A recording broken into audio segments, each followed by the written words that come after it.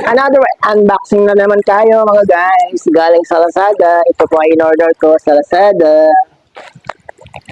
Fragile. Fragile o fragile. Ayan, kalagay. Ano kaya ito? Bubuksan na natin.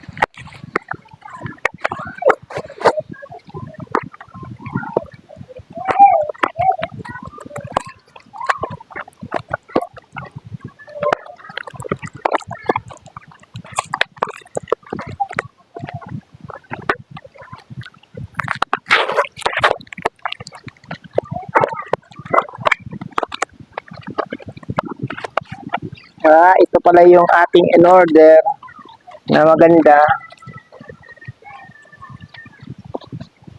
Magandaan ako dito. Ano ba to? Panglagay ng ink. Ayan siya, oh.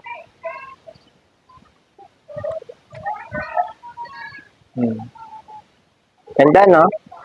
Maganda sana yung kulay orange kasi wala silang kulay orange. Ganyan mabuti, oh. Oh, ayan.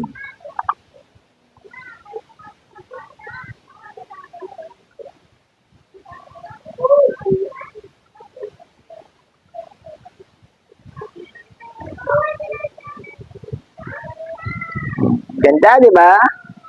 Oh, mabuti pa to eh. Satisfied ako sa ganito eh. Oh, hindi lugi. Hindi kagaya ng isa. Sale daw sila. Pasasalamat nila. Sale sila. Kaso, panloloko yung ginawa nila. Yan. Oh.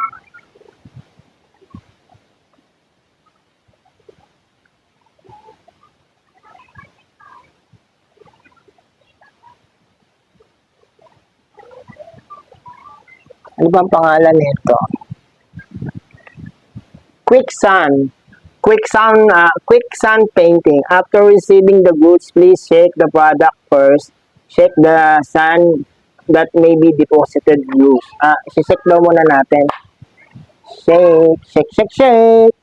Shake, shake. Di kita yung mukha natin. Oh, ayan. Shake, shake, shake. Shake daw natin ang ang product, ang item. Check the bubble to see if the bubbles has the width of an index finger. If the bubble exceeds the width of an index finger, a portion of the air is removed with a factory-made syringe. Ayun, kaya pala mayroong ganito. Oh. Ayan. Mayroong disposable syringe. Itong, injection.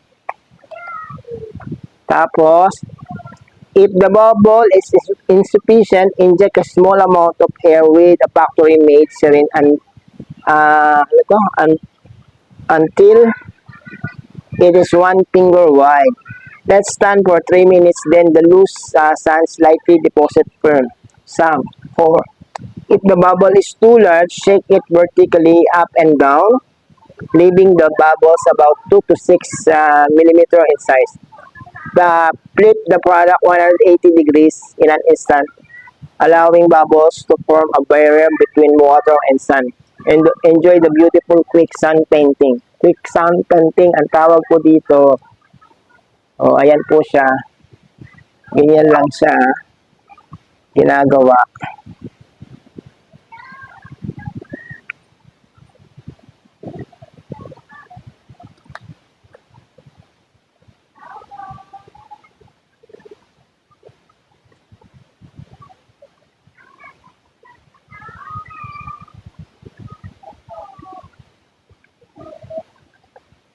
Ayan, tignan nyo muna ha. Hindi ko alam kung saan yung may watawag.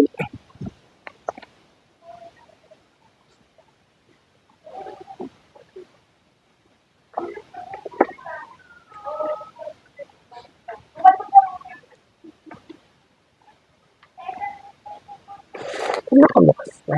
Walang bukas.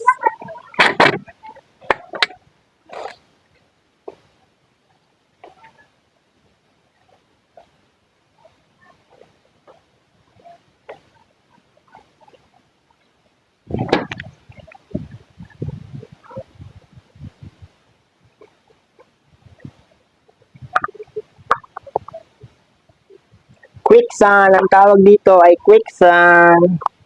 Oh, ayan po.